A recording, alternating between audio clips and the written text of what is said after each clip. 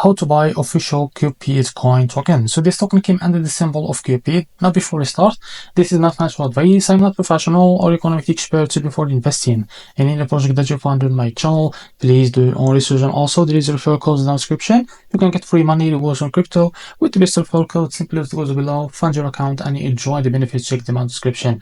So as you can see, before going on by this token, make sure to check their X account and keep following their update about this token. Make sure to check their Telegram channel too. They included them on their X account. So as you can see, this token is available on the screener. It's created 4 hours ago and increased by 2000% in the last 24 hours. The liquidity here unlocked by 100%. That's good. That's mean investment in a safe place. This token is trending number 5 on Solana section on the screener. It's good. Now to be able to buy this token, copy the token that's from here. As you can see, this token updates under this Solana network. Open your financial wallet for that.